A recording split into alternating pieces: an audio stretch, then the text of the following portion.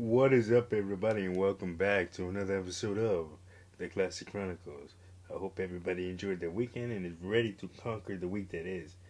Man, let's talk some professional wrestling. Let's talk AEW Revolution, which, as I'm recording this, went down last night at the Chase Center in San Francisco, California, aka the home of the Golden State Warriors.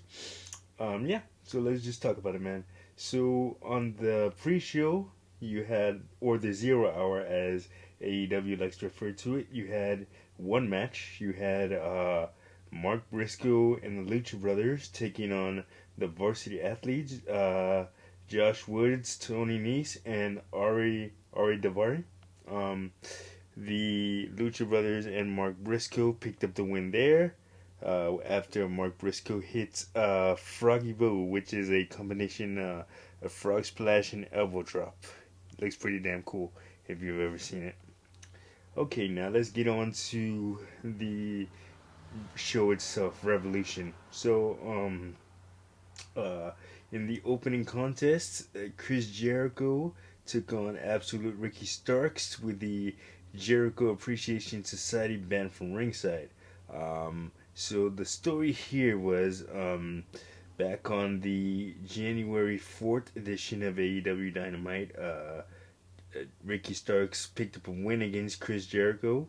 Um, and in the weeks leading up to this pay per view, the Jericho Appreciation Society would continue to attack Ricky Starks, and uh, and Ricky Starks had finally had enough and said, "You know what? We're gonna go at it at the pay per view, and if you really think you can beat me by yourself, ban the Jericho Appreciation Society from ringside." And that's exactly what happened.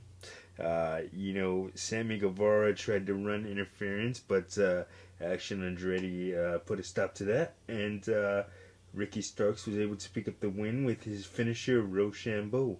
Um, Pretty cool match, pretty hot opener. Crowd was very hot and very into it. Next up, you had the final burial match, which I didn't know what this was going into it, but as the night progressed and the rules were explained, it's basically AEW's version of a casket match. Now, the object of the match is to put your opponent inside the casket and close the lid. Um, so in that match, you had Jungle Boy Jack Perry taking on Christian Cage. The story here was Christian Cage is Jungle Boy's former mentor. Christian turned his back on Jungle Boy. Said that he's not here to help out the younger talent. He's here to make a whole lot of money. Christian had been away from wrestling 7 years due to various injuries, but he was able to. He managed to make it back, and he looks good, man.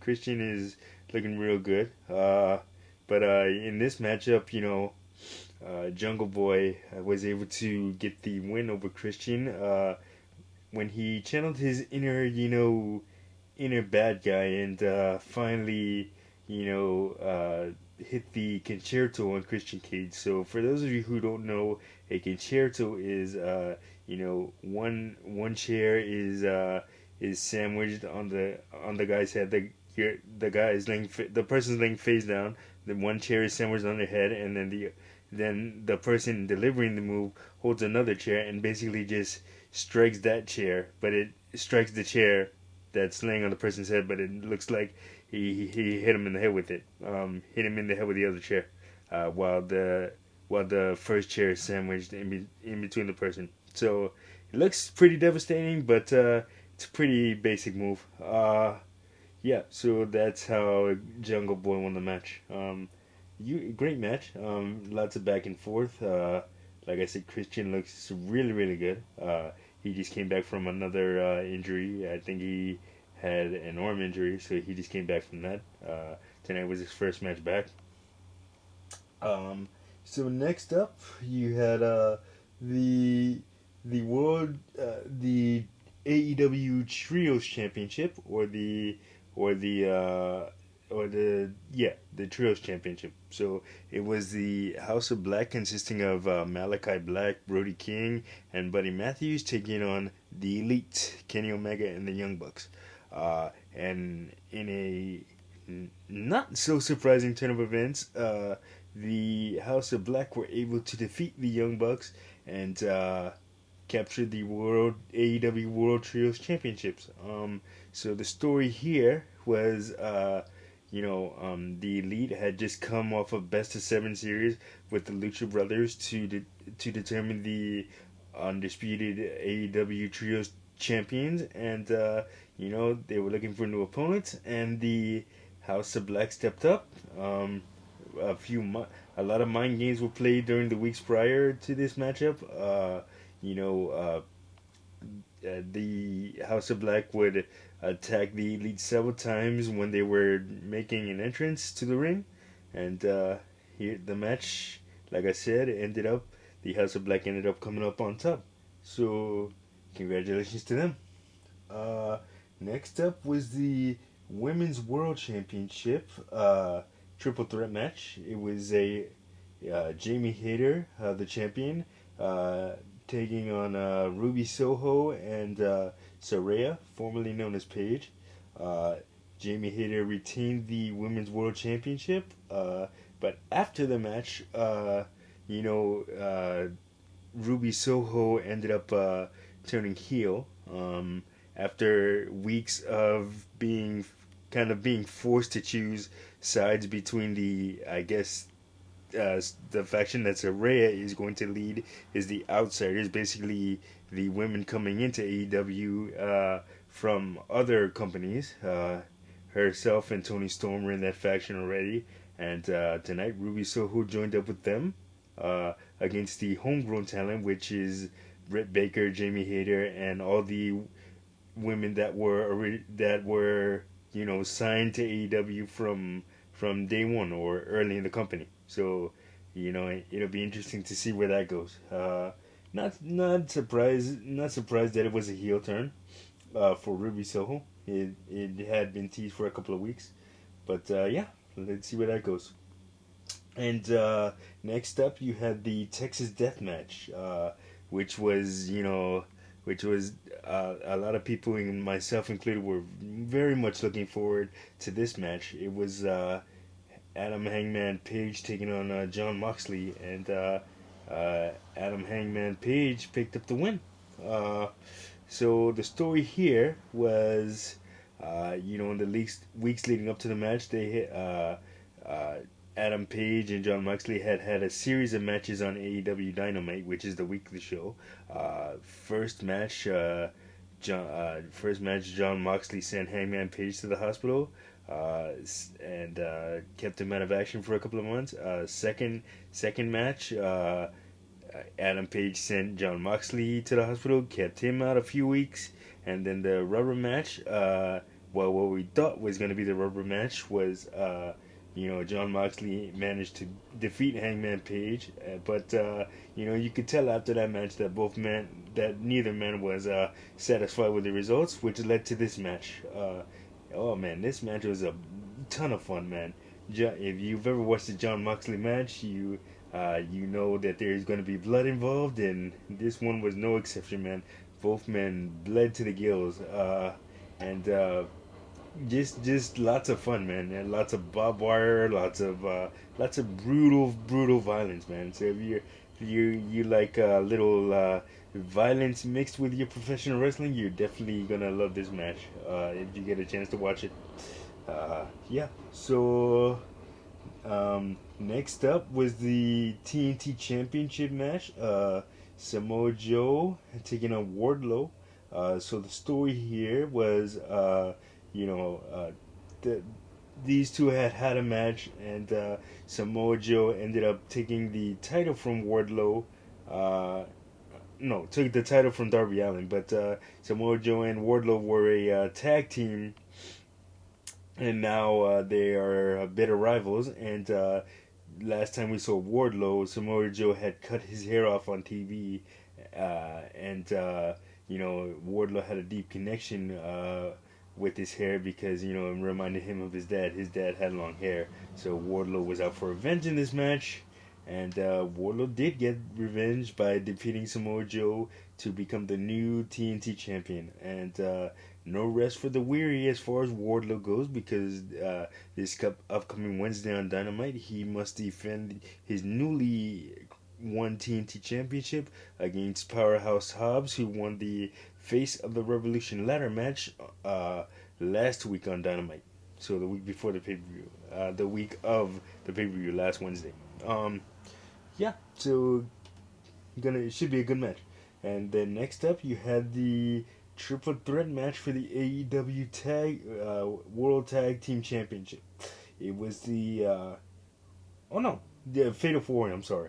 It was Austin and Colton Gunn, the Gun Club, taking on the Acclaimed, the former champions, Jeff Jarrett and Jay Lethal, and Orange Cassidy. Both of the latter two teams qualified via separate battle royals leading up on the weeks leading up to the pay per view. Very very fun match. Lots of comedy spots. Orange Cassidy wrestling with his hands in his pocket. Danhausen, Danhausen actually showed off his wrestling skills in this match, which he didn't wrestle a comedy match, which was great, man. Danhausen is a very underrated wrestler. Yeah, but Austin and Colton Gunn ended up coming out on top.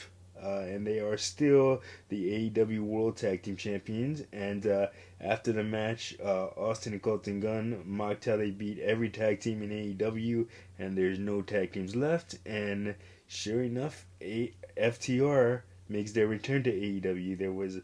There's lots of speculation with FTR's contract coming up in the next month or so of what they're gonna do. So. Hopefully, maybe what happened tonight answers some of that speculation. They still can go elsewhere, but maybe they'll get one last crack at the World Tag Team Championship. So before they leave, or if they decide to stay, let's see what happens. Yeah. So and then next up was the main event. The 60-minute Iron Man match for the AEW World Championship. Bryan Danielson versus MJF, Maxwell Jacob Friedman. So the story here was MJF had made Bryan Danielson jump through a series of hoops. Made him beat a series of challengers up in the weeks leading up to this match, and Bryan Danielson came through, and then obviously if you've seen MJF, his promo skills are unmatched, probably the best promo in the business today. The guy can really talk as well as wrestle. So this one was really really fun, man. The match was tied up 3-3, and okay, so let me back up a little bit. So let me explain to you what an Iron Man match is for those of you who don't know. So an Iron Man match is basically two people wrestle for 60 minutes, basically, and it's who can gain the most pinfalls or submissions in that amount of time. So, and it's a very grueling match because I can tell you this from experience. Wrestling out there 15 and 20 minutes is a long time because you're under hot lights and you're going at it lots of physical contact. You're sweating, you're tired, but to go 60 minutes is incredible. And these men have done it. And Bryan Danielson, I keep calling him Daniel Bryan. Bryan Danielson, what do you call it? He has gone 60 minutes a lot of times during his career, and he even went an hour and 15 minutes once in his career. So Bryan has a lot of experience in these types of matches. MJF, however, his longest match prior to this was about 38 minutes. So not quite as experienced in wrestling long matches, but it was very well done. These men did everything they could to keep the crowd entertained for an hour, man. MJF played the classic heel role as he does. He plays it very well. Um, and one thing I noticed, man, and if you saw the pay per view, Taz alluded to it on commentary. He said MJF kept taking water breaks to rehydrate himself. But when you're in a match like that, you don't want to do that. If it's one thing. It's one thing if you're like rinsing yourself off to reinvigorate yourself, but to keep drinking water during a match like that, your stomach is gonna get filled up, and then that could have bad consequences during a match. So, but luckily it didn't turn out bad for MJF. Uh, you know, the match went into sudden death overtime because, like I said, the match was tied up 3-3 at the end. Bryan Danielson had a submission on MJF in the last minute and a half or so, but MJF didn't tap out during the 60-minute time limit, so the match went to sudden death. First person to score a fall wins. No time limit. After numerous back and forth, MJF trying to hit Bryan Danielson with a championship, trying to get himself disqualified, hitting Bryan Danielson with the oxygen tank that was given to MJF after the initial match ended. None of that stopped Bryan Danielson, though. But in the end, it was MJF using Bryan Danielson's own label lock against him to get the win after he knocked him out with the oxygen tank. But very, very well done match, and MJF is still your world heavyweight champion. The next pay per view coming up is AEW Double or Nothing in May from Las Vegas, Nevada, as it always is every single year. Let's see what happens going into that pay per view. But all in all, this show was very, very good, very well done. And that's gonna do it for this episode of the Classic Chronicles, man. Like, subscribe, share. Don't forget to hit that notification button so you don't miss a video. And I will see you guys in the next one. Peace.